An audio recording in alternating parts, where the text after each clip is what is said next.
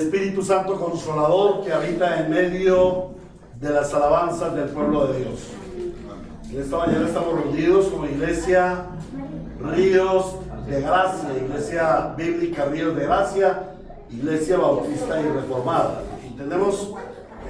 Estamos tomando un tiempo previo a una parte inicial de nuestro culto para hablar acerca de nuestra confesionalidad. ¿Qué estamos hablando de nuestra confesionalidad? ¿Quiénes somos? ¿Y por qué somos?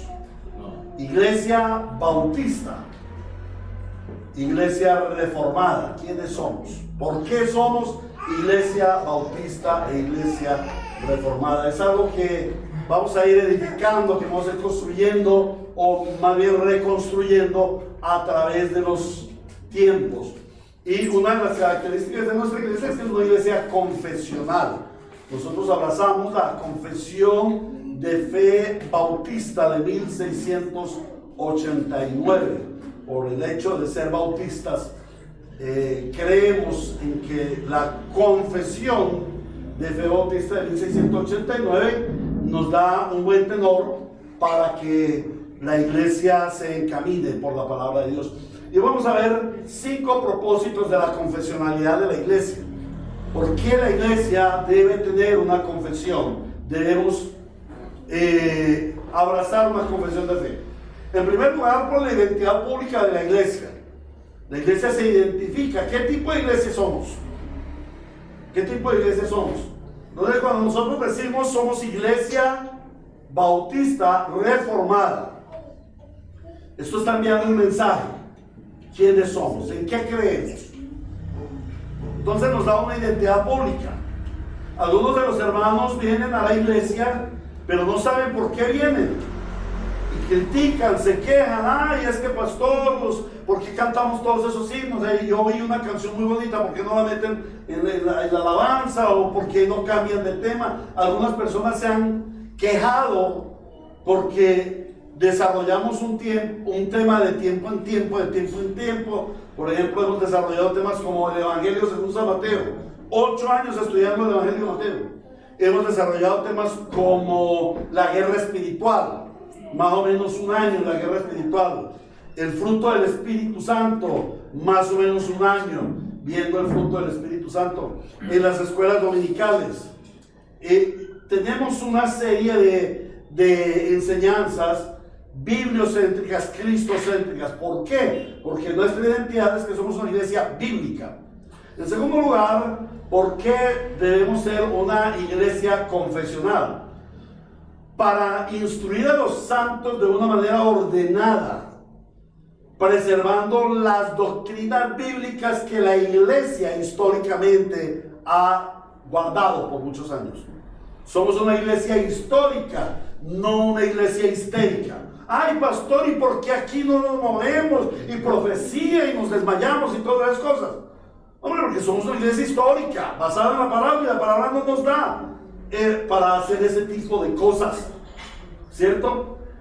En tercer lugar, somos una iglesia confesional porque siempre la iglesia, desde nuestro Señor Jesucristo, la iglesia en todo tiempo ha sufrido el ataque de falsas doctrinas.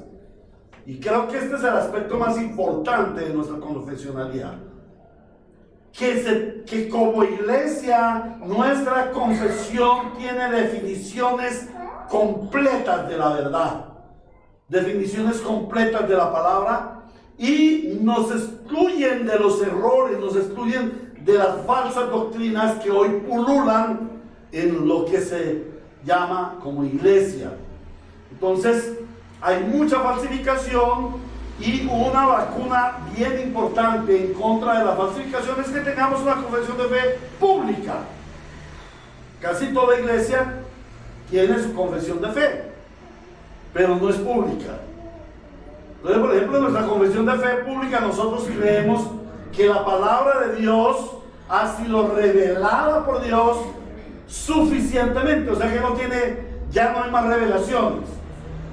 Muchas iglesias dicen lo mismo, pero aceptan nuevas revelaciones a través de profetas, a través de de mensajes que supuestamente vienen por ángeles. Entonces nosotros nos dirigimos por la palabra de Dios y nos vacunamos contra toda falsa doctrina o toda falsificación de la palabra de Dios. De igual manera, la iglesia confesional nos conduce a hacer exposiciones comprensibles de las verdades reveladas. Por eso, dentro de nuestra confesionalidad, todo aquel que se pare aquí en este púlpito debe exponer la palabra de Dios, porque es la norma de fe y de conducta que tenemos como iglesia. Nuestra norma de fe y de conducta no es la confesión de fe. La confesión de fe no nos rige, la palabra nos rige, pero en la confesión de fe se dice claramente que es la palabra de Dios la que rige a la iglesia. Ahora, también la confesión de fe nos conduce o nos dirige a hacer provisión para resolver toda diferencia entre los miembros y ejercer rectamente la disciplina eclesiástica. Cuando hay diferencia entre los hermanos, primero vamos a la Biblia, segundo vamos a la confesión y tercero vamos a los estatutos de la iglesia. Y esto define, y ya nos ha sucedido. Hemos hecho reuniones en que hay diferencias entre unos y otros. Entonces, luego vamos a la palabra de Dios, a la confesión de fe y a los estatutos de la iglesia para definir todo conforme a la palabra de Dios. En quinto lugar, la confesión de fe nos asiste para servir de base a la asociación eclesiástica. Como iglesia, conforme a nuestra confesión de fe, Iglesia Bautista Reformada, tenemos un principio, y es que somos independientes y particulares. Esta iglesia no está regida por ningún papa, por ningún obispo, por ningún pastor, por ningún apóstol de ninguna otra parte. Esta iglesia está regida por Cristo, por el Espíritu Santo, por su palabra, y su gobierno terrenal está en cabeza de pastores y diáconos, ancianos, pastores y diáconos. Infortunado o por providencia de Dios, la iglesia no cuenta sino con un anciano pastor y con un diácono reconocido. Entonces, buscamos que los nuevos hermanos que aspiran al llamado pastoral y al llamado del diaconado puedan estar conforme a la palabra de Dios. Pero en este orden de ideas, como iglesia no somos una islita aparte, que no nos tratamos con nadie, no. Al contrario, tenemos muy buenas relaciones con hermanos y tenemos asociatividad con hermanos. Pero para poder tener una asociatividad en trabajos, en evangelismo, en predicación, como nos sucedió este fin de semana, este jueves y viernes santo, que asistimos a una excelsa conferencia sobre la doctrina de la teología de los pactos. Entonces vemos a dónde vamos y a dónde no vamos. Ay, pastor, que si yo puedo ir a un concierto de Marcos Witt, sí puedes ir. Yo no te voy a quitar la libertad, tú tienes la libertad de los hijos de Dios. Pero eso no te va a edificar para que vas a ir por allá. Vas a perder tu tiempo y tu plata. Entonces, la doctrina de fe la confesión de fe nos lleva a trabajar mancomunadamente en algunas cosas. Y finalmente, la confesión de fe nos define claramente la forma operativa de la iglesia. La confesión de fe nos define cómo adoramos a Dios, cómo nos edificamos como iglesia, cómo debemos llevar el evangelio a otros del evangelismo y cómo tenemos la misión de avanzar el reino de Dios en la tierra. Entonces, por eso es tan necesaria una iglesia con confesión de fe. Hoy en día hay muchas iglesias que dicen, no, eso de la confesión de fe divide, eso de la confesión de fe está mal hecho, eso es una iglesia allá muy viejita. No, hermanos, es lo que la palabra de Dios nos ha mostrado, porque las confesiones de fe parten de la misma palabra, como lo decía la semana pasada el hermano Rafael. La Shema Israel, Yahweh Elohim Adonai Echad, Deuteronomio 6:4, es una confesión de fe. Es la confesión de fe de los judíos por todo el tiempo después del Deuteronomio. Ellos creyeron y todavía creen. Ellos tienen esa confesión de fe. Como cristianos nosotros también tenemos confesión de fe a partir de la palabra de Dios. Por ejemplo, Mateo capítulo 16-18. Sobre esta roca edificaré mi iglesia y las puertas del reino de la muerte no prevalecerán contra ellas. Es una confesión de fe. Entonces nosotros necesitamos de la confesión de fe. Por eso somos tan persistentes, tan insistentes, y tomamos un tiempo para explicar lo que es la confesionalidad de la iglesia. Habiendo visto eso, podemos observar que nuestro culto está no regido, sino está asistido o tiene un marco regulador basado en nuestra confesión de fe. Un culto bíblico, un culto cristocéntrico, un culto teocéntrico, un culto en donde quien gobierna es el Espíritu del Santo Dios. Por eso cada acto que tenemos dentro de nuestra liturgia, y así se llama liturgia, tiene como propósito único la exaltación de nuestro Dios Trino, dirigidos por el Espíritu Santo, lo cual nos lleva a la edificación de los santos. ¿Amén? Entonces vamos a orar para empezar a servir a nuestro Señor de una manera bíblica, de una manera ordenada, conforme al marco regulador de la iglesia. Podemos ponernos en pie y orar a nuestro Señor. Amado Señor y buen Redentor, tú que eres Dios, Dios de los cielos, Dios de la tierra, Dios creador de todo lo que existe y por tanto merecedor de todo honor, de toda gloria y de toda majestad, esta mañana, por el amor, la misericordia y la gracia de nuestro Dios, por la operación del Espíritu Santo en nuestras vidas, podemos venir a celebrarte a ti culto, Señor. Y presentamos cada uno de los elementos del culto para que seas tú, Espíritu Santo, gobernándolo. Señor, que tu palabra esté en cada una de nuestras oraciones, que tu palabra gobierne nuestros himnos, salmos y cánticos espirituales, que tu palabra sea leída públicamente con honor, que tu palabra nos conduzca a ofrendar con honor a ti, que tu palabra nos conduzca a la predicación, que seamos fieles y excelsos en la predicación expositiva de la santa palabra, y que por medio de tu palabra también nosotros celebremos la Santa Cena como el sacramento de nuestra fe. Oramos, Señor, clamando a ti perdón por nuestros pecados, porque siendo hijos santos del Dios Santo hemos persistido en pecar, y esto es contra naturaleza.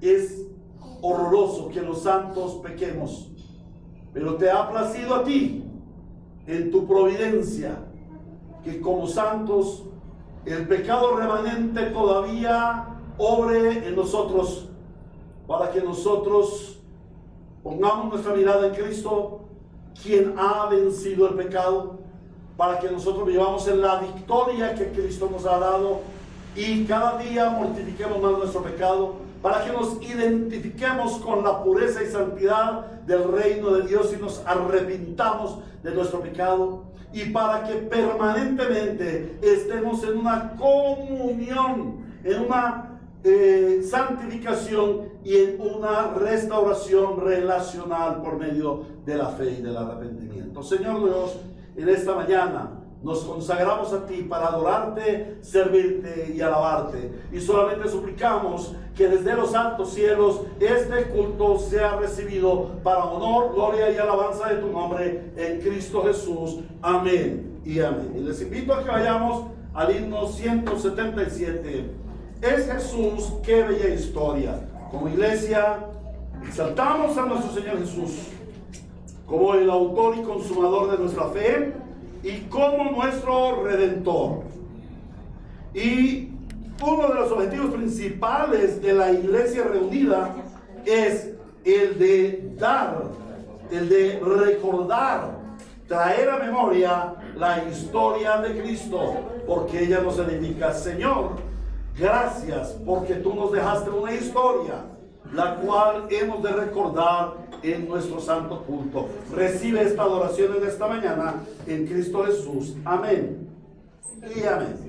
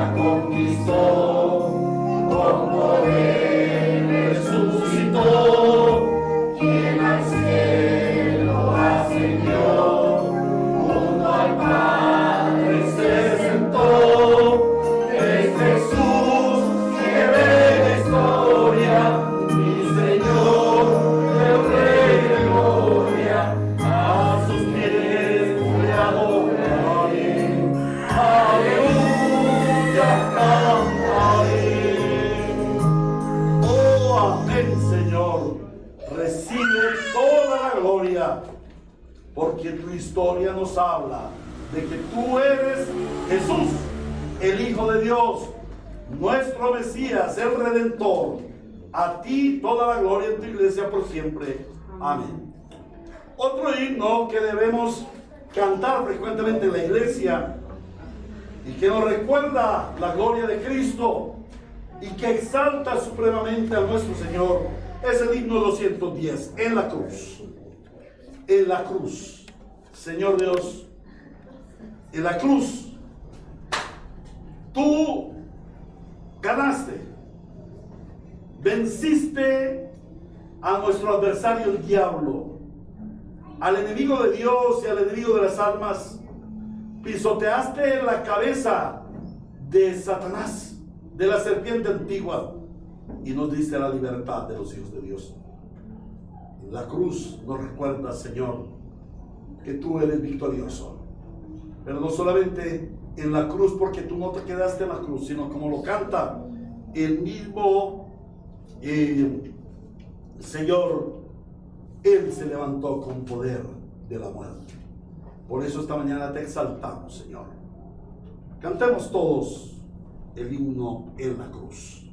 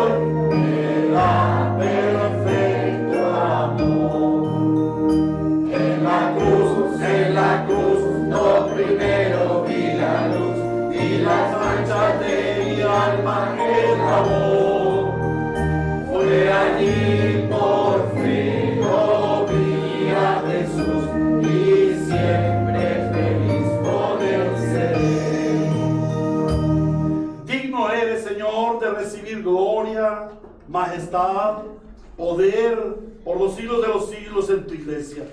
Señor, tú nos has llamado para que seamos instrumentos de tu gracia en esta tierra, pero también para que seamos siervos de tu alabanza.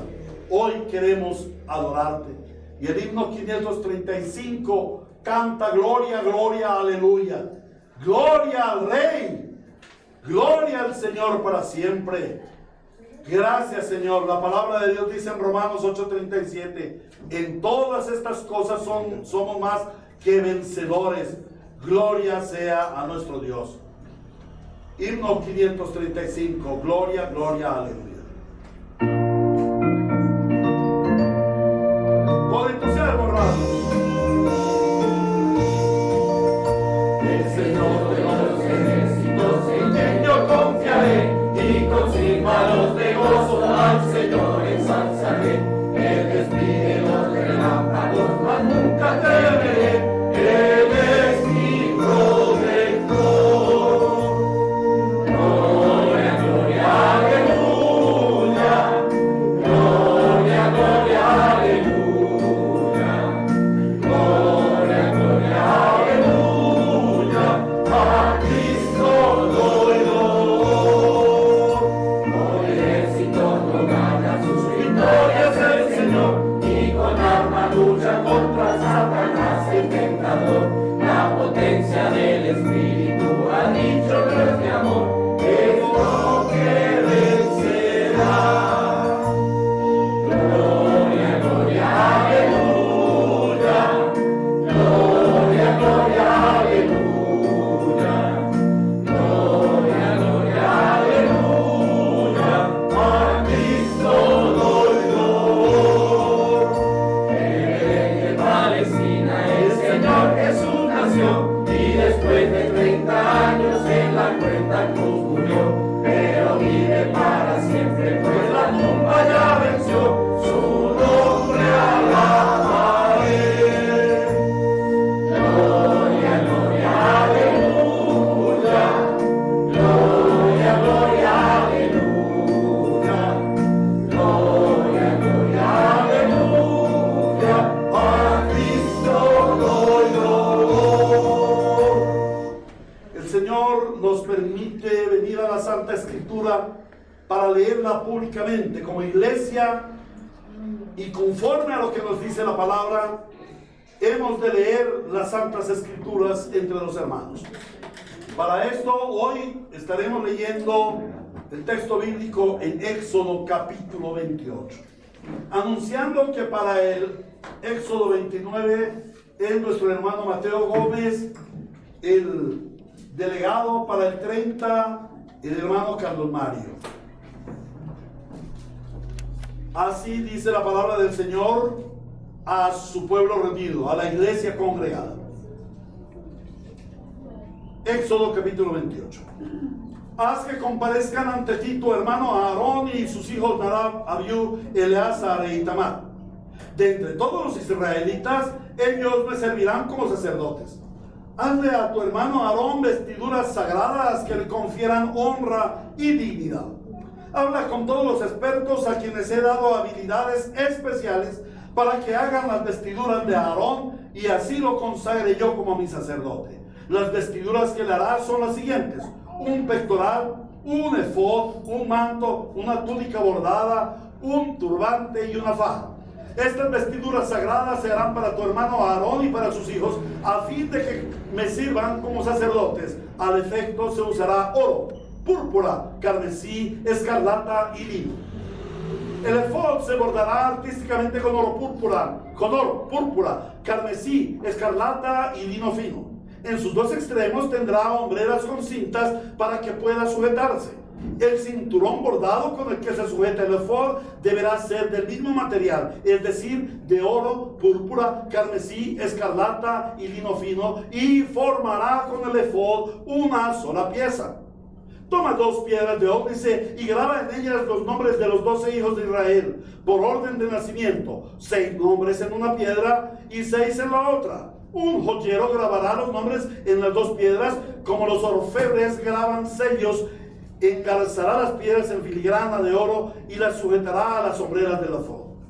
Así Aarón llevará en sus hombros los nombres de los hijos de Israel para recordarlos ante el Señor. Haz también engastes en filigrana de oro y 2 cadenillas de oro puro a manera de cordón para fijar las cadenillas en los engastes. El pectoral, para impartir justicia, lo bordarás artísticamente con oro, púrpura, carmesí, escarlata y lino fino, como lo hiciste con el efod. Será doble y cuadrado, de 20 centímetros de largo por 20 de ancho. Engarzarás en él 4 hileras de piedras preciosas. En la primera pondrás un rubí, un crisólito y una esmeralda. En la segunda una turquesa, un zafiro y un jade. En la tercera un jacinto, un ágate y una amatista. Y en la cuarta un topacio, un ónice y un jaspe. Engárzalas en filigrana de oro. Deben ser 12 piedras, una por cada uno de los 12 hijos de Israel. Cada una de las piedras llevará grabada como un sello el nombre de una de las 12 tribus. Haz unas cadenillas de oro puro en forma de cordón para el pectoral. Ponle al pectoral 2 anillos de oro y sujétalos a sus 2 extremos. Sujeta las 2 cadenillas de oro a los anillos del pectoral y une los extremos de las cadenillas a los 2 engastes para fijarlos por la parte delantera a las sombreras del efod. Haz otros 2 anillos de oro y fíjalos en los extremos del pectoral, en su borde interno cercano al efod. Haz 2 anillos más, también de oro, para fijarlos por el frente del efod, pero por debajo de las sombreras, cerca de la costura que va justamente arriba del cinturón. Los anillos del pectoral deberán sujetarse a los anillos del efod con un cordón azul, trabándolo con el cinturón para que el pectoral y el efod queden unidos. De este modo, siempre que Aarón entre en el lugar santo, llevará sobre su corazón en el pectoral para impartir justicia los nombres de los hijos de Israel para recordarlos siempre ante el Señor. Sobre el pectoral para impartir justicia pondrás el urim y el tumim. De esta manera, siempre que Aarón se presente ante el Señor, llevará en el pecho la causa de los israelitas. Haz de púrpura todo el manto del efod, con una abertura en el centro para meter la cabeza. Alrededor de la abertura le pondrás un refuerzo, como el que se pone en los chalecos, para que no se desgarre. En torno al borde inferior del manto pondrás granadas de púrpura, carmesí y escarlata, alternándolas con campanillas de oro. Por todo el borde del manto pondrás primero una campanilla y luego una granada. Aarón debe llevar puesto el manto mientras esté ejerciendo su ministerio, para que el tintineo de las campanillas se oiga todo el tiempo que él esté ante el Señor en un lugar santo, y así él no muera. Haz una placa de oro puro y graba en ella a manera de sello, consagrado al Señor. Sujétala al turbante con un cordón púrpura, de modo que quede fija por la parte delantera. Esta placa estará siempre sobre la frente de Aarón, para que el Señor acepte todas las ofrendas de los israelitas, ya que Aarón llevará sobre sí el pecado en que ellos incurran al dedicar sus ofrendas sagradas. La túnica y el turbante los harás de lino. El cinturón deberá estar recamado artísticamente. A los hijos de Aarón les harás túnicas, cinturones y mitras para conferirles honra y dignidad. Una vez que haya vestido a tu hermano Aarón y a sus hijos, los ungirás para conferirles autoridad y consagrarlos como mis sacerdotes. Hazles también calzoncillos de lino que les cubren el cuerpo desde las cinturas del muslo. Aarón y sus hijos deberán ponérselos siempre que entren en la tienda de reunión o cuando se acerquen al altar para ejercer su ministerio en el lugar santo, a fin de que no incurran en pecado y mueran. Esta es una ley perpetua para Aarón y sus descendientes. Palabra de Dios. Ahora podemos sentarnos y le ruego el favor de que mi amado hermano Mauricio ore por la Iglesia Bautista Reservada Decisión Jesús de la ciudad de Cali, nuestros hermanos, los pastores Gabriel Prieto y Juan Andrés Prieto. Ellos están pidiendo oración por un local más grande para albergar la iglesia en un solo culto.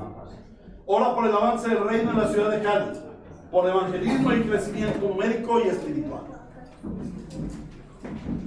Nuestro amado Dios y Padre Santo, te damos las gracias por bendecir a maravillosamente a tu iglesia, y en especial la iglesia de Cali, Señor, de los hermanos Prieto. Es la iglesia que tú has puesto para que ellos sean dirigiéndola, para que seas tú edificando a nuestros hermanos en Cali y en los lugares aledaños. Seas tú, bendito Dios, proveyéndole lo suficiente para el avance del reino tuyo. Que ellos puedan encontrar un local donde se puedan acomodar, Señor, y no estar repartiendo este culto en dos, Señor, para que puedan tener un momento donde congregarse todos juntos, unánimes, Señor, y tu iglesia sea una sola cada día. Provéele lo suficiente, Señor, en cuanto al ministerio, en cuanto a sus necesidades básicas, Señor, como familias, en cuanto al liderazgo de la iglesia, que sean cada día avanzando, cada día creciendo en comunión, y que tu palabra sobreabunde en este lugar. Abúndale, Señor, en toda obra que se proponga, pero que esté conforme a tu santa y perfecta voluntad.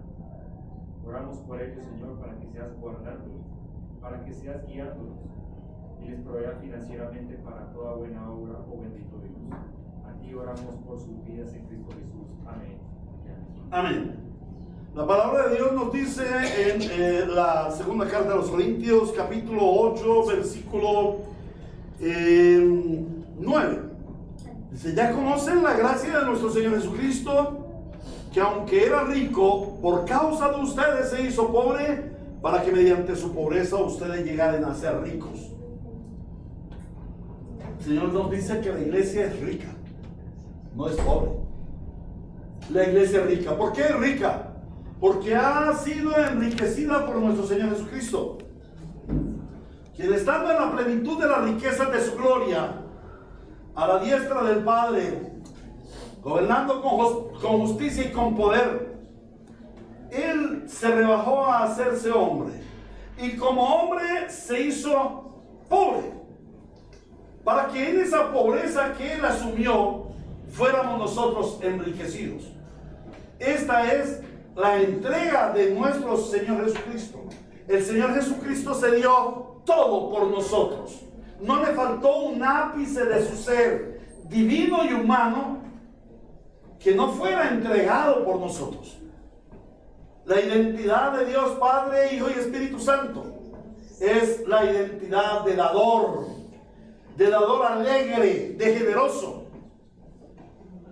No podríamos decir que un hermano es creyente si es codicioso, avaricioso, tacaño.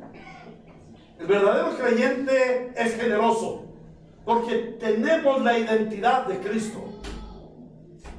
Uno de los aspectos en que el creyente debe mostrar su generosidad es en la misma entrega y amor a Cristo, porque así como Cristo se entregó todo por nosotros, hemos nosotros de entregarnos todos por el cuerpo de Cristo.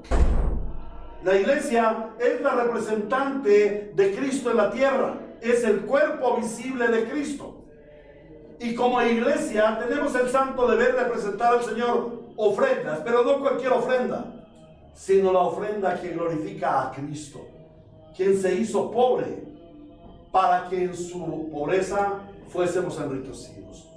Cuando nosotros damos generosamente, estamos mostrando que somos una iglesia enriquecida, y cada miembro es enriquecido, porque el Señor da generosamente al que siembra. Pero cuando nosotros somos tacaños y codiciosos, la iglesia se empobrece, porque negamos la naturaleza de Cristo. Decimos: Cristo no es dador, Cristo no nos ha dado para dar. Que el Señor perdone la codicia de la iglesia. Como iglesia hemos de darnos como Cristo se dio por nosotros, en plenitud.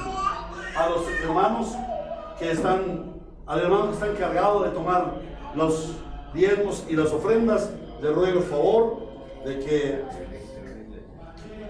pase el ofrendero y pueda tomar las ofrendas.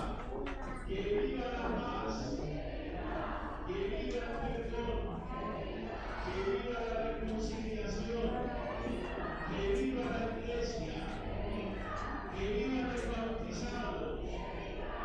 Abajo la violencia, abajo las drogas, abajo el maltrato a las mujeres, abajo el abuso a los niños.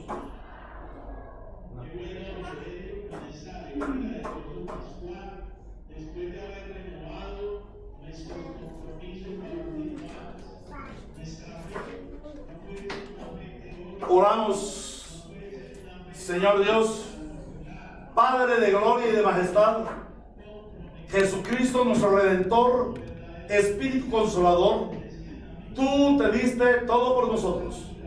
El Señor Jesús, siendo rico, se hizo pobre para venir a nosotros y enriquecernos con todas las riquezas en gloria en Cristo Jesús, Señor nuestro.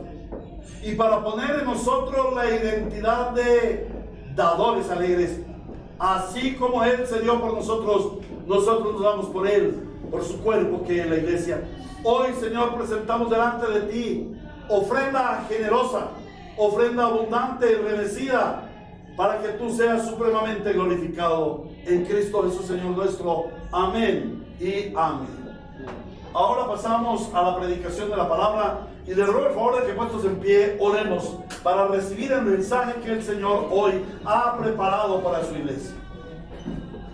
Señor Dios, tú eres el único Dios verdadero y viviente. Tú eres el Señor que hablas a tu pueblo. No eres un Dios mudo, no eres un ídolo que tiene boca pero no habla. No eres un ídolo que tienes un corazón pintado pero no palpita. No eres un ídolo que tiene pies pero no camina. Señor Dios, tú nos has dado el privilegio de intimar con el único Dios viviente y verdadero que habla a su pueblo. Por eso hoy tu pueblo reunido decimos: habla, Señor, que tu pueblo escucha. Señor Dios, permite que nosotros escuchemos atentamente. Y amados hermanos, os exhorto para que prestemos suprema atención a la exposición pública de la Escritura. Que nos consagremos este tiempo para escuchar la voz de Dios. Amado Señor, a través de tu santa palabra, como pueblo tuyo somos edificados en la santísima fe. Pero también aquellos que aún no han recibido el mensaje del Evangelio, aquellos que aún habiendo vivido mucho tiempo o existido mucho tiempo en la iglesia evangélica, no han nacido de nuevo, suplicamos, Señor, que por la exposición de la Santa Escritura sean convencidos y vengan a recibir el don de la vida eterna. Y Señor, he de orar por mí, porque siendo tu siervo soy siervo inútil, siendo tu siervo soy siervo indocto, incapaz, insuficiente. Por eso he de clamar por la asistencia del poderoso Espíritu del Trino Dios, para que sea Él poniendo en mí la capacidad de exponer las santas verdades que he recibido de la palabra, para comunicarlas como mensaje tuyo a tu pueblo. Que yo sea hallado fiel delante de ti en la exposición de la santa palabra, y que a ti sea dada toda gloria, honor y majestad en tu iglesia por los siglos de los siglos. Amén y amén. Hoy vamos a leer 3 textos bíblicos. Mateo capítulo 28 versículo 6. Y ruego el favor que todos estemos en pie, exceptuando aquellas personas que por estado de salud no puedan ponerse en pie. La palabra de Dios dice en Mateo capítulo 28 versículo 6: no está aquí, pues ha resucitado. Repite conmigo: ha resucitado. Tal como dijo. Vengan a ver el lugar donde lo pusieron. Marcos capítulo 16 versículo 6. Así dice el Señor. Marcos 16, 6. El primero que vimos, Mateo 28, 6. El segundo que vamos a ver, Marcos 16, 6. No se asusten, les dijo. Ustedes buscan a Jesús el Nazareno, el que fue crucificado. Ha resucitado. Repitan conmigo: ha resucitado. No están aquí. Miren el lugar donde lo pusieron. Lucas capítulo 24 versículo 6. Primer texto, Mateo 28, 6. Segundo texto, Marcos 16, 6. Y tercer texto, Lucas 24, 6. No está aquí. Ha resucitado. De nuevo, digamos juntos, ha resucitado. Recuerden lo que les dijo cuando todavía estaba con ustedes en Galilea. Palabra de Dios. Podemos sentarnos. Los textos que hemos leído en esta mañana tienen una frase en común que la hemos repetido. Ha resucitado. Para la mal llamada cristiandad romanista, hoy está culminando la celebración de la también mal llamada Semana Santa. En su tradición, ellos conmemoran la resurrección de Cristo. Y esto estaría bien. Pero la pregunta es, ¿acaso saben ellos qué significado tiene la resurrección de Cristo? ¿Acaso saben ellos acerca de la verdadera fe cristiana de Cristo resucitado? ¿Pueden ellos reconocer el alcance, la magnitud del poder de este magno evento? Y podemos ver en ellos que viven personalmente su vida en la resurrección de Cristo. Ese es el problema de una religión con dogma, pero sin vida. Porque es un dogma idolátrico. El dogma sin acción, el dogma sin vida, es idolatría. Y la vida sin dogma es ilusión, es ilusoria. Ahora, el problema no es que el romanismo tradicional haga sus procesiones y celebre de una manera idolátrica la resurrección de Cristo. El problema verdadero es que los llamados cristianos, los que desde hace 500 años salimos de la tradición romanista papista por ser falsa e idólatra para ceñirnos a la verdadera fe bíblica, ya estamos distantes del conocimiento de Cristo y de las doctrinas cardinales de nuestra iglesia evangélica. Para la gran mayoría de creyentes cristianos estoy hablando, la resurrección de Cristo no pasa de ser ese evento histórico. No pasa de ser palabras que repetimos cada vez que venimos a la Santa Cena. Y en muchas ocasiones llegamos a rechazar la liturgia que celebra la resurrección de Cristo porque la iglesia romanista la celebra. Entonces podremos parecernos a ellos. Hermanos, como cristianos provenientes de la reforma protestante del siglo XVI, y como ahora veíamos al comenzar nuestro culto, cristianos confesionales, debemos tener una gran pasión por la doctrina de la resurrección de Cristo. Y debemos aprovechar toda oportunidad para predicar la resurrección de Cristo. ¿Por qué? Porque la resurrección de Cristo es una doctrina medular, una doctrina céntrica de nuestra fe. Una doctrina a partir de la cual se edifica nuestro edificio de la fe. Nuestra confesión de fe dice que Cristo se humanó. Confesamos que Cristo se humanó. Se hizo hombre, siendo Dios, se rebajó a ser hombre. Que como hombre padeció, fue crucificado, sepultado y resucitó al tercer día, conforme lo dicen las Escrituras, y luego ascendió a los cielos, en donde está sentado a la diestra de Dios Padre, en victoria, con poder. Eso es lo que confesamos. Pero la pregunta es, eso decimos en la confesión, ¿pero lo vivimos? ¿Pero lo vivimos? ¿Vivimos a un Cristo resucitado? El asunto de la religión idolátrica es que reconoce a un Cristo resucitado, a Cristo resucitado una vez al año. y lo reconocen mediante un ídolo que está quieto, no hace nada. Entonces no ha resucitado. El Cristo resucitado es Cristo de poder, Cristo de acción, Cristo de victoria. Y ese es el tema que vamos a tratar hoy. Ese es el tema que vamos a abordar en esta mañana a la luz de la palabra. Y vamos a tocar tres aspectos. La victoria de la promesa. Cristo resucitando obtiene la victoria de la promesa. En segundo lugar, vamos a ver la victoria del reino.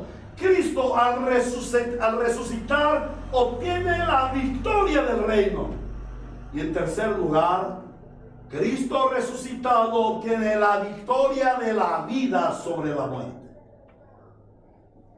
El Espíritu Santo nos conduce por la exposición de la palabra a conocer la victoria de la promesa. Cristo resucitado obtiene la victoria de la promesa. Vamos a mirar los textos, vamos a observar un poco mejor los textos que hemos leído. Mateo 28:6. No está aquí, pues ha resucitado tal como lo prometió, tal como lo dijo. Volvamos a Lucas 24:6 y 7. No está aquí, ha resucitado. Recuerden lo que les prometió, lo que les dijo cuando ustedes todavía estaban en Galilea. El Hijo del Hombre tiene que ser entregado en manos de hombres pecadores y ser crucificado, pero al tercer día resucitará. Una de las características más importantes del pueblo de Dios, tanto en el Antiguo Testamento y en el Nuevo Testamento, es que somos el pueblo de la promesa. Somos el pueblo de la promesa. Desde el Edén, Dios hizo una promesa de gracia al primer Adán. Y el primer Adán es el padre de todos los pecadores. El Señor hace una promesa que está en Génesis 3:15.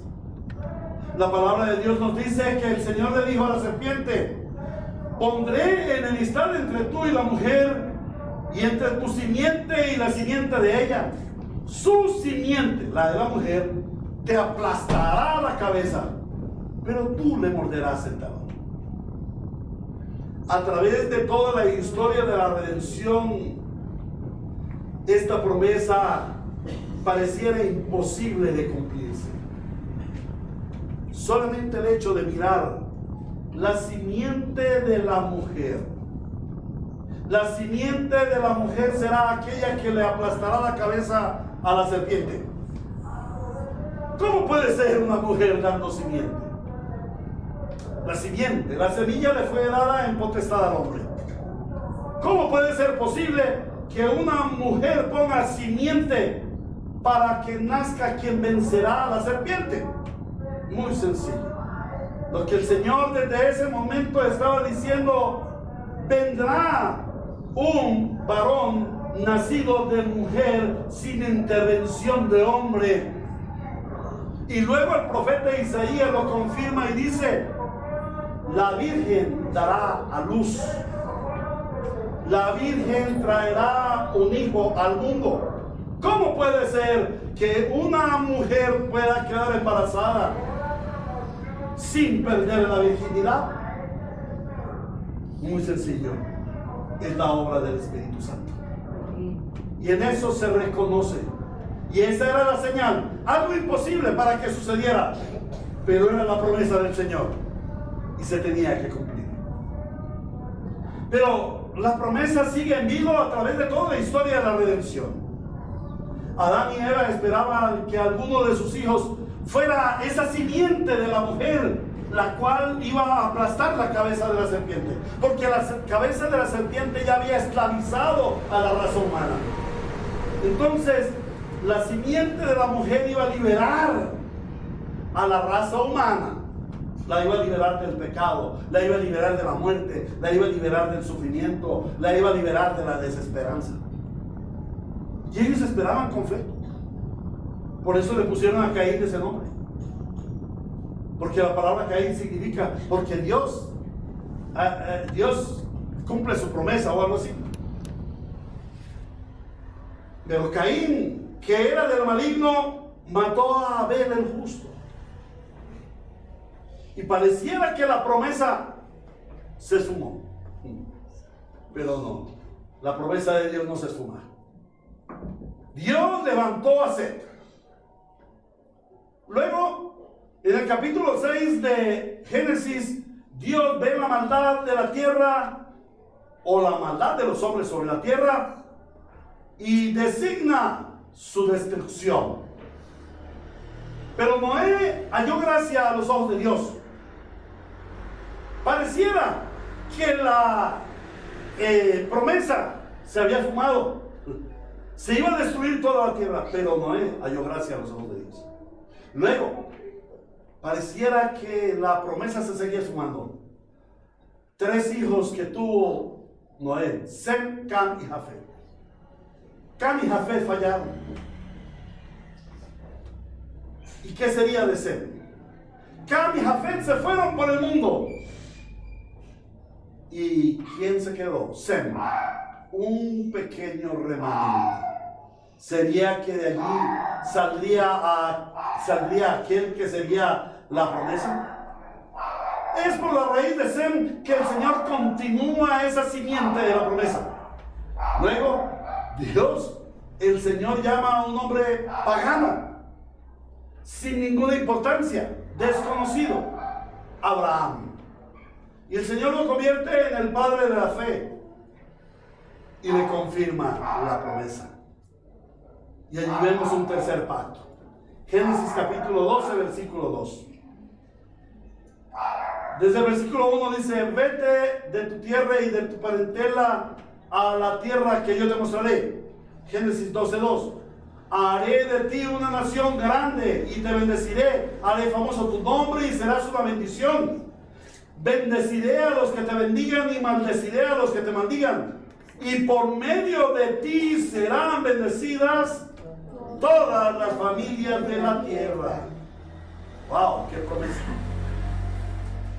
Esta promesa estaba afirmando la primera promesa que el Señor le hizo en Génesis 3:15.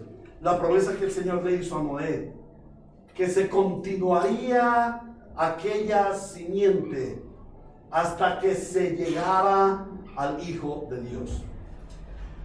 Pero Abraham no pudo ver cumplida la promesa, ni su hijo, ni sus nietos, ni bisnietos. Su parentela fue llevada a Egipto, en donde se convirtieron en esclavos. Allí perdieron su identidad, perdieron su nacionalidad, perdieron su libertad, perdieron sus costumbres, hasta su forma de hablar y su forma de comer. ¿Y la promesa? ¿Se perdió la promesa? No, la promesa no se pierde, porque es promesa de Dios. De esta forma el Señor levanta a Moisés, un libertador, y hace una promesa al pueblo a Moisés y al pueblo de Israel. Y así, a través de toda la historia, la promesa de Dios tuvo impedimentos. Pareciera que no se iba a cumplir, pero Dios no es un simple hacedor de promesas. Dios es el cumplidor de sus promesas, y sus promesas son en Cristo. Amén. Leamos la palabra de Dios en 2 Corintios capítulo 1 versículo 20 y en Hechos capítulo 13 versículos 32 y 33. 2 Corintios capítulo 1 versículo 20. Así dice el Señor: todas las promesas que ha hecho Dios son sí en Cristo. Así que por medio de Cristo respondemos amén, para la gloria de Dios. Las promesas hechas por Dios, ¿qué son? Sí. O sea, las promesas hechas por Dios se cumplen. ¿Y cómo se cumplen? En Cristo. Y por eso, por medio de Cristo decimos amén. O sea, decimos así sea. ¿Así sea qué? El cumplimiento de la promesa. La promesa ya está dada, la promesa ya está hecha. Ahora esperamos su cumplimiento. Somos el pueblo de la promesa. Luego, en Hechos 3, 13, 32 y 33 dice: nosotros les anunciamos a ustedes las buenas noticias respecto a la promesa hecha a nuestros antepasados. ¿Cuál promesa? ¿Cuál promesa? Bueno, la promesa del antiguo pacto. La promesa aquella en que el Señor dijo: de la simiente de la mujer nacerá aquel que la aplastará la cabeza a la serpiente y la derrotará. La promesa que dijo: no anegaré la tierra de nuevo para acabar con toda la raza humana. Estaba hablando de la salvación. La promesa que dijo: en ti bendeciré a todas las naciones de la tierra. La promesa que dijo: de ti saldrá el rey de Israel. Nosotros les anunciamos a ustedes las buenas nuevas respecto a la promesa hecha a nuestros antepasados.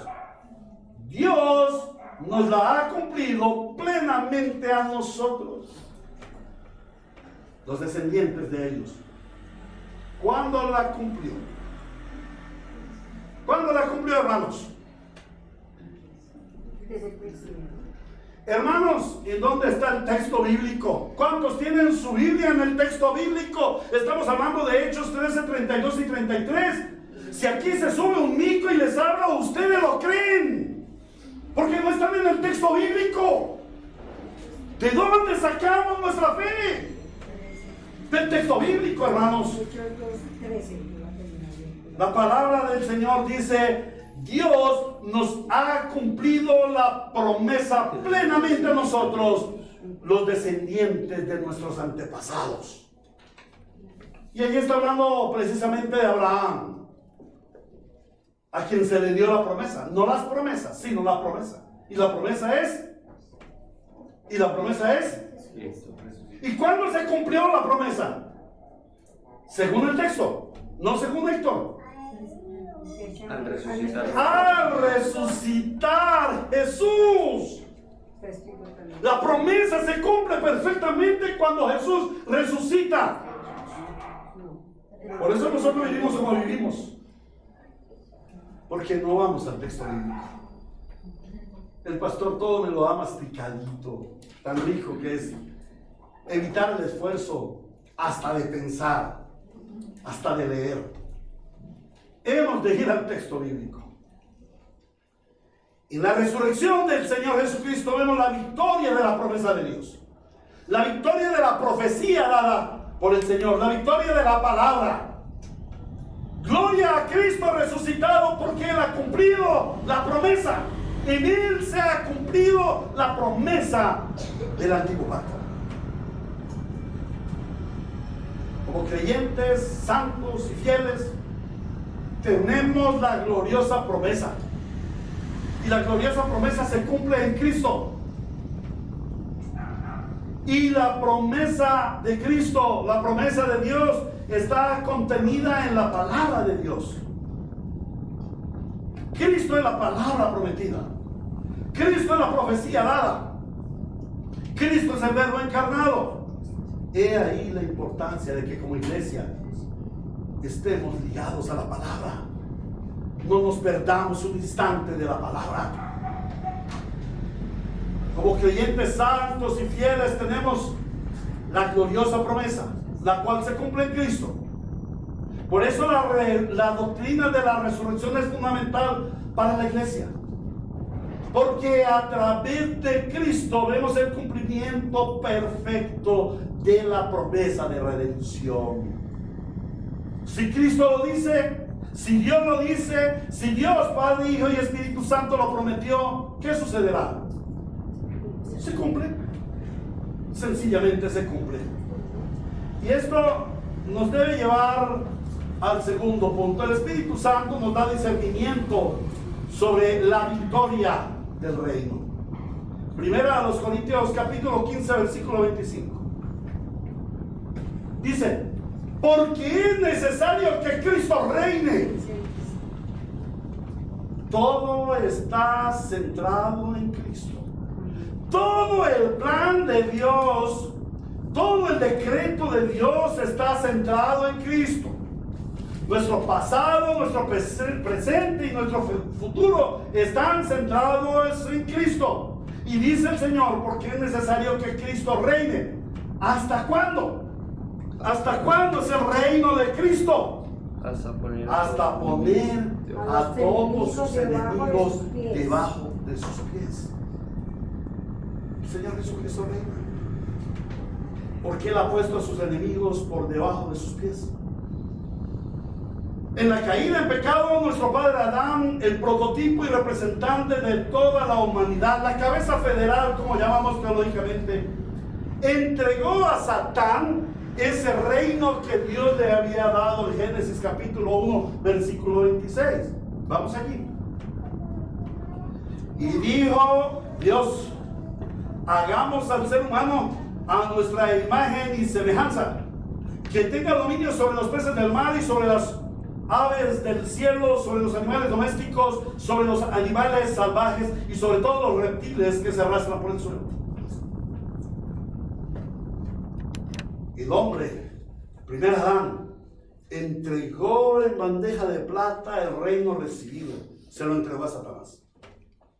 Pero Jesús, como el segundo Adán, vino al mundo y como rey eterno lucha contra el reino de las tinieblas y las vence. Pero no le vence con armas carnales, con armas naturales. Les vence con las armas poderosas en Dios. Nos vence en la cruz. ¿Quién pensaría que un cuerpo maltratado, macilento, destruido, pueda ser victorioso? Allí no se ve otra imagen que la de la derrota. De hecho, el gran teólogo moderno, el Papa, ya ni sé el nombre, Francisco, dijo: Jesús fracasó en la cruz. Pareciera que Jesús fracasó en la cruz. Es lo que ellos ven en sus ídolos. Pero las armas de Jesús, las armas del reino de Dios, no son armas de este mundo, de esta carne. Son armas poderosas. Jesucristo en la cruz, sí, estaba macilento, estaba muerto, estaba clavado, estaba impotente, pero era victorioso porque en la cruz venció el pecado. En la cruz derramó la sangre preciosa con la cual pagó el precio por el pecado de su pueblo. Él no fue vencido, él fue vencedor. Y esa victoria que él obtuvo se evidencia cuando el Señor Jesucristo es sepultado y al tercer día resucita. El Señor Jesús venció. En el desierto venció la tentación. En la cruz venció el pecado. Y en la resurrección venció la muerte. De esta forma, el gobierno del diablo fue derrotado. La cabeza de la serpiente fue aplastada. Lucas capítulo 10, versículo 18. Lucas 10, 18. El Señor dice: yo veía a Satanás caer del cielo como un rayo. Respondió Jesús. Satanás fue vencido. Mateo 16, 18. Yo te digo que tú eres Pedro, y sobre esta roca edificaré mi iglesia, y las puertas del reino de la muerte no prevalecerán contra ella. ¿Quién es la roca? Jesucristo. Él es la roca de nuestra salvación. Por lo tanto, el reino de la muerte no prevalecerá contra la iglesia. La iglesia es vencedora porque Cristo es vencedor. El Señor Jesús restableció su reino en gloria. Aquel reino perdido hacía cerca de 4,000 años en el Edén es recuperado por el Señor Jesucristo. Y su resurrección es la victoria final. En la resurrección el reino de Dios ya es establecido por Cristo en plenitud. Y la iglesia pasa a ser la portadora de la victoria de Cristo. Como iglesia somos portadores de la victoria de Cristo en su resurrección. Y como iglesia, en la victoria de Cristo en su resurrección, avanzamos el reino de Dios sobre toda la tierra. Primeramente en nuestras vidas, luego en nuestra familia, luego en la iglesia y luego en el mundo. Por ello, la doctrina de la resurrección tiene tanta importancia para nosotros. Y permanentemente debemos traerla a la memoria, debemos apasionarnos por ella, para recordar que somos el ejército victorioso de Cristo, que avanza el reino que Él conquistó. A Él sea la gloria en su resurrección, porque conquistó el reino perdido. En tercer lugar, el Espíritu Santo nos lleva a meditar en la victoria de la vida sobre la muerte. Y volviendo al Evangelio según San Lucas, en el capítulo 24, Evangelio de Lucas, capítulo 24, el Señor dice, 24, 5.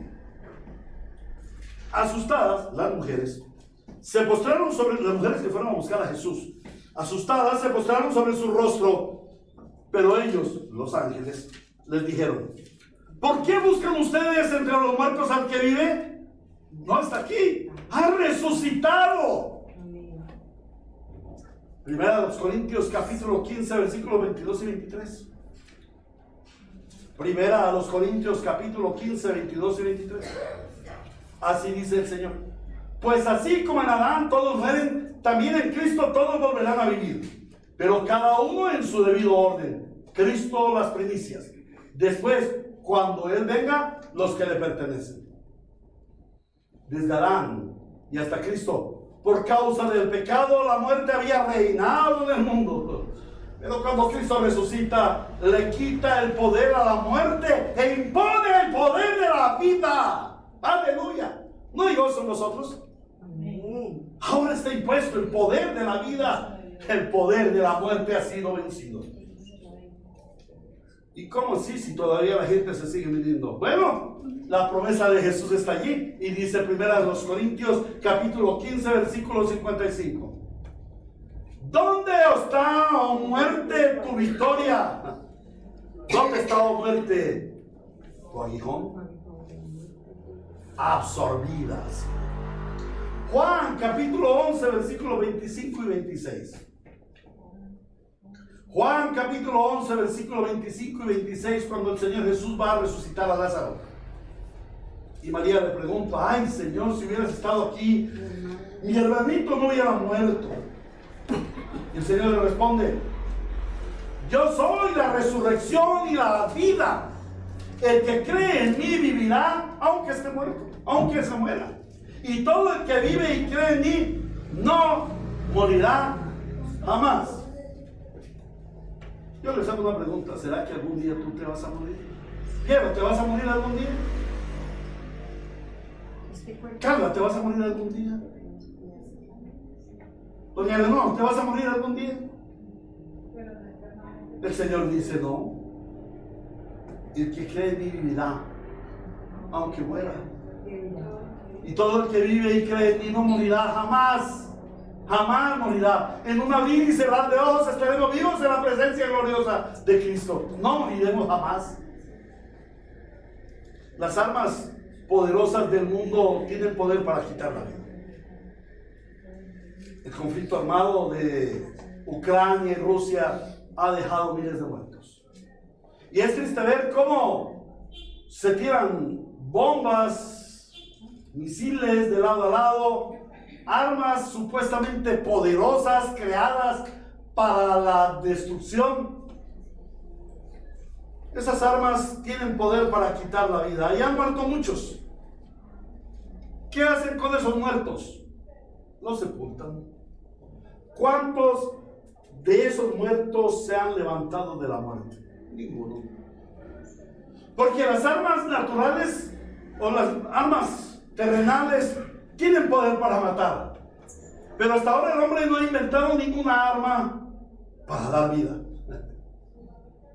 Al Señor Jesús, las armas terrenales le quitaron la vida, pero la muerte no le pudo retener, porque Él tiene las armas poderosas en Dios, las armas espirituales poderosas en Dios. Podemos imaginarnos por un momento cuando el Señor Jesús estaba 3 metros bajo tierra y la tierra lo quería retener, pero a la vez la tierra lo tenía que expulsar, porque Jesús no es de la tierra. Jesús no es de la muerte. Jesús es espíritu vivificante. Y aunque las fauces de la tierra se lo hubieran querido tragar para vencerlo, Jesús el Señor definitivamente terminó venciéndolas y resucitó. Jesús, la muerte no pudo retener a Jesús. Cristo resucitado tiene el poder para hacer lo que es imposible: dar vida a los muertos. Mayor es el poder que está en nosotros que el que está en el mundo. Infortunadamente, el cristianismo moderno es un cristianismo muerto. Cristianos en el valle de los huesos secos. Cristianos identificados con el mundo muerto en sus delitos y pecados. Aman más la muerte del delito, la muerte del pecado, que la vida de la resurrección. Cristianos existiendo en el falso evangelio de la carnalidad, lo que hoy conocemos como cristianos carnales, lo cual es una antítesis, lo cual es una contradicción. No hay cristiano que sea carnal, ni hay carnal que pueda ser cristiano. O se es o no se es, porque a los que no son se les vomitará.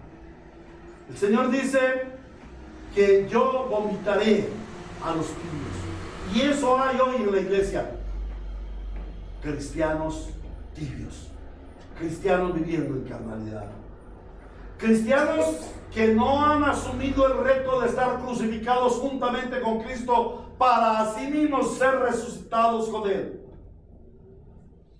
Cristianos viviendo un evangelio de Él. Cristianos viviendo un evangelio enfermo. Cristianos viviendo a punto de morir. Esto no puede ser así. Cristo, el Señor de los cristianos, no se quedó en la tumba. Él resucitó de los muertos y la iglesia lo celebra. Y no solamente el domingo de resurrección, sino todos los días y todos los momentos de nuestra vida. Cristo resucitó de los muertos para que nosotros vivamos la vida del reino en esta vida, con la esperanza de la eternidad. Hermanos, basta ya de vivir un cristianismo muerto, un cristianismo sin compromiso, un cristianismo sin transformación de muerta a vida, sin transformación de pecado a santidad, sin transformación de carne a espíritu. La resurrección de Cristo tiene el poder de transformarnos. Que la iglesia bíblica Ríos de Gracia Bautista y Reformada sea una iglesia que vive en la resurrección de Cristo. ¿A qué conclusión hemos de llegar, hermanos? La resurrección de Cristo es su gran victoria para llevar a su pueblo a vivir en su victoria, viviendo en sus seguras promesas, viviendo en el poder y en la extensión de su reino, y viviendo la vida de la resurrección que Cristo ganó por su iglesia. ¿Y a qué aplicaciones prácticas hemos de llegar? ¿Y este sermón para qué nos sirve? En primer lugar, la palabra debe conducirte al arrepentimiento. ¿Arrepentimiento de qué, pastor? Hermano, hoy el Señor te dice: arrepiéntate por no vivir en la resurrección de Cristo. ¿O es que estás viviendo en la resurrección de Cristo? Arrepiéntete por no confiar en sus promesas, por dudar de sus promesas. Muchos de nosotros dudamos de sus promesas. No creemos en lo que el Señor nos ha dado. Arrepiéntete.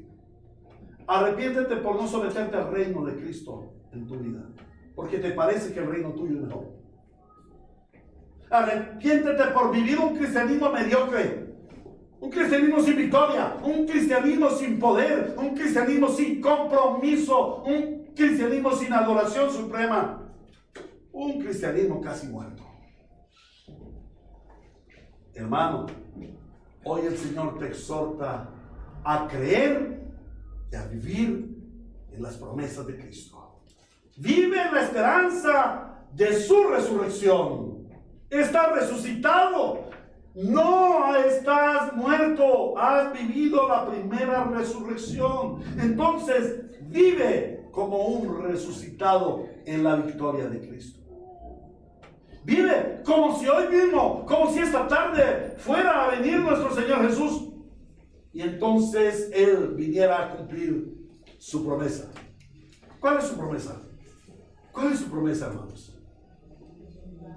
Maranata.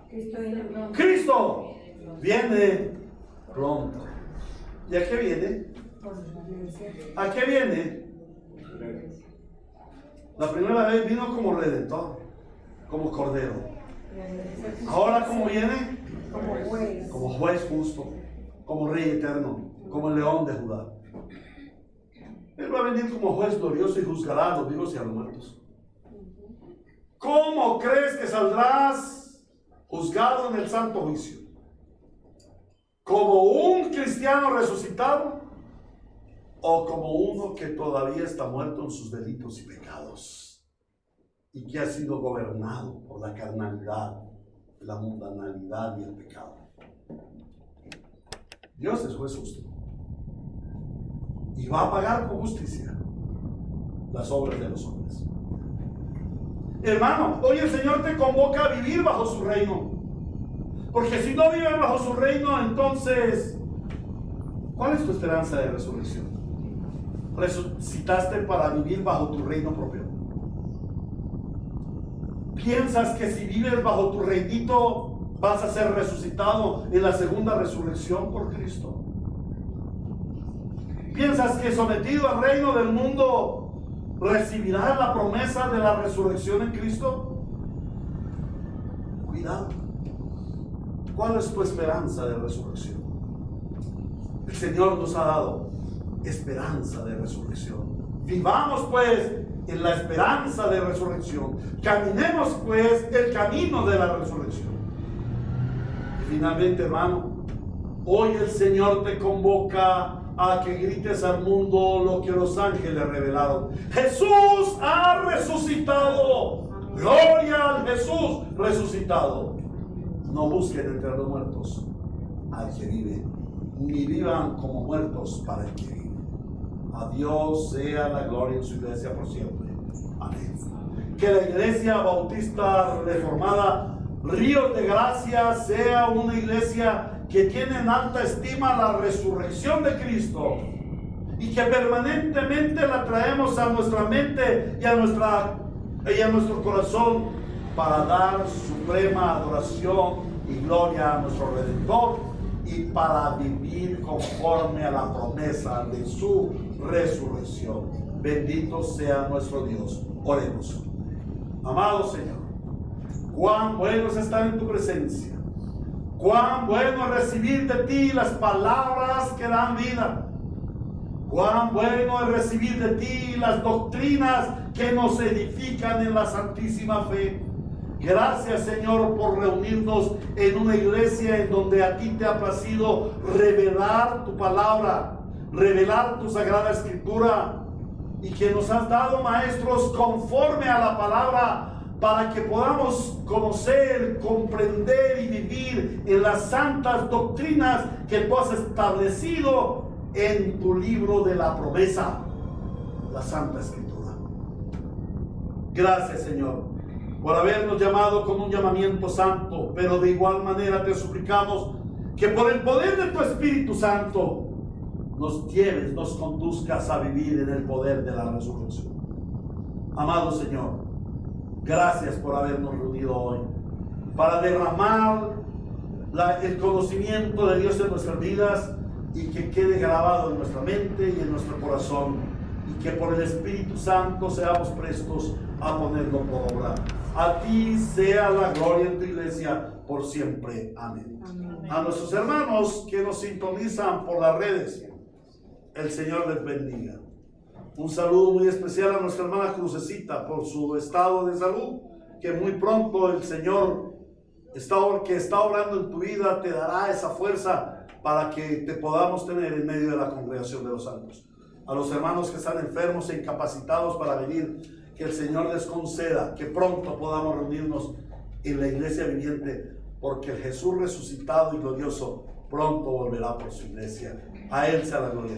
Hermanos, vivan en la victoria de la resurrección de Cristo. Nos vemos en la próxima oportunidad, el domingo próximo a las 9:15 de la mañana para la escuela dominical y a las 10:20 en la mañana para nuestro culto al Señor. Los amamos en el Señor. Dios le bendiga.